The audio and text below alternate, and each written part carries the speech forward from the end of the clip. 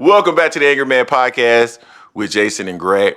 Before we jump into this video, I would like to welcome you all back. Make sure you smash the like button if you're new to the channel. This is AM Sports Media. Jason and I are the only content creators relative to boxing that can create boxing breakdowns, documentaries, you name it, we do it. So make sure you become a subscriber. Now, Jason, Tim Bradley is someone who has been on our platform before. Shout out to Tim Bradley. I do not agree with everything that Tim Bradley says, but interestingly enough, something that he said over the past weekend is something that we have been saying for multiple months. And I think we've been outright and vocal about it. I think we've gone against the grain as it relates to this particular individual, Turki Alalshikh. And some people have agreed with it. A lot of people have disagreed with it. Some people have called us pocket watchers, but they really don't understand that the business of the sport is the reason why it actually occurs, right? The reason why you get your favorite fights is because of the business aspect of the sport. And a lot of people don't understand that because they're so used to NFL or the NBA.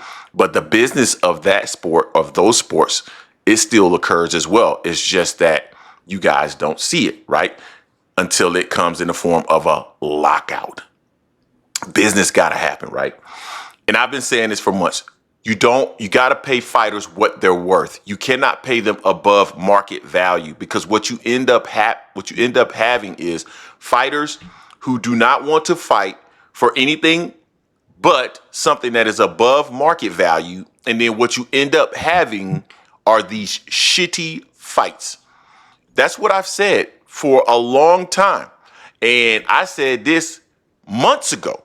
Go back and look at the videos, the Turki Alalshikh videos. I've been saying it in our lives. I've been saying this for months. You overpay fighters, and that's what you get.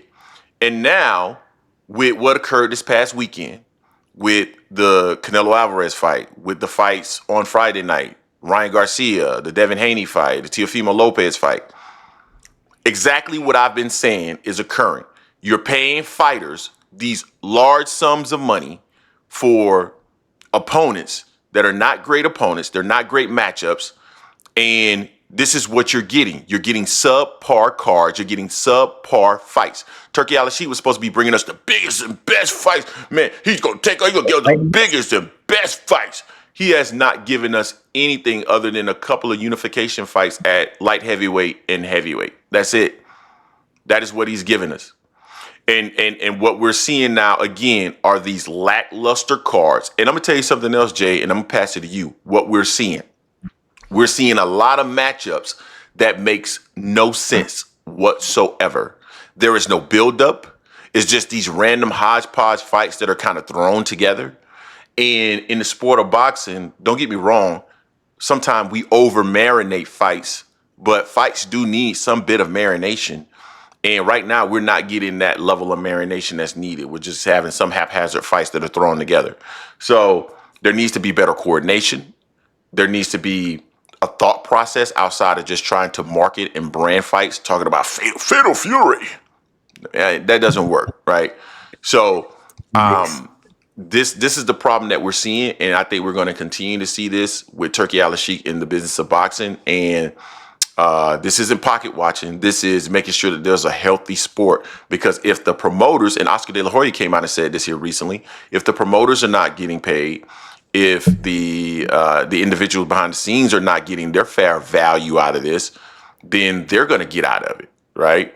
And it's not fair to them. It's not fair to the boxers. And it's also not fair to the fans. What are your thoughts on that? Yeah, this weekend, I think I may watch the replays whenever I get tired, when I'm not able to sleep, because it's going to put you to sleep.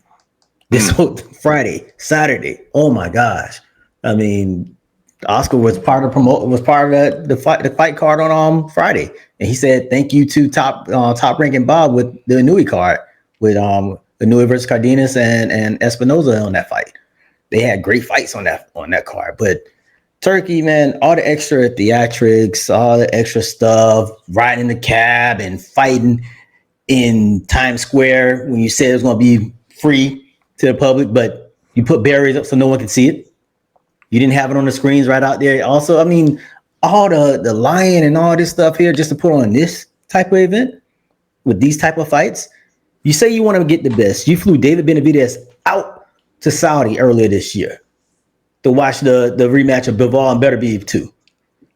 You say you want to watch have the best fight the best. Why not just have him pay him to fight Canelo instead of having Skull fighting him? You know, the IBF, yeah, I know the IBF was there, but you didn't get the best fight, dude.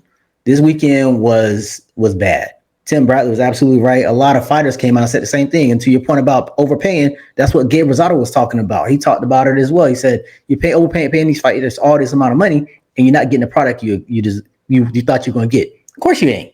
We knew if you watch Skull fight other fights, he got hurt by a jab in other fights, and he moves a lot moves around the ring a lot. That's not conducive to a fight that you want to see. It's not rock and sock him, but dang, you gotta make them miss, you gotta make them pay and stuff like that. That's what Devin did through a punch for the first minute and a half of the first couple of rounds. And then he got on the bike, did the same thing. So I mean, you can't be overpaying these guys for them to do that. It's definitely gonna impact the Devin Ryan rematch because I heard they lost pretty much 30 million, but I don't believe that was gonna be what they're gonna pay anyway. But Turkey is not giving us the best fight, y'all. Let's just call it what it is. This was just a whole bunch of theatrics, SNK, Fatal Fury game type stuff. He's getting away from boxing and giving us the best fight and the best what he said he wanted. Ryan, we had three guys, Ryan, Devin, and Tio in that fight, and they didn't fight each other. Devin fighting the dude off that's coming out lost, and Ryan fought Rolly and got outboxed by Rolly and got dropped by Rolly and lost to Rolly. PBC won that night. Yeah, I know you have a real issue with some of the things that he did in terms of like the taxi cabs and I don't have a problem with anyone coming to the sport of boxing and looking at it through a different lens, right? Because clearly we need some different type of marketing, some different type of thought process, a different type of leadership within the sport to market it to a new generation of fans. So I don't have a problem with that. They should do that. They should think of different ways to market it. The problem that I have is the storytelling behind the scene, the matching of fights behind the scene, the marination of fights behind the scene, pulling together the best fighters behind the scene, the fights that actually make sense to match behind the scene. That is the problem that I have. There's no reason. Barboza and Tio, I don't really care. What history do I know of them, right? What history does a casual fan know of them, right? But we do know the history of Ryan Garcia and Devin Haney. You know what I mean? So why not match them up with similar types of opponents that be maybe a little bit less threatening so that you can get them into the ring later on in the year or something to that effect, and have this whole thing about matching them up and get it out of Times Square and put it into a normal arena and have this about marketing and building that rematch up. That's what I would do, because you could sell that to the general public. This thing that they were doing is just like some type of, I don't know, it's just stupid to me. And that's the issue that I have. Yeah, that's the issue that I have. So it is what it is.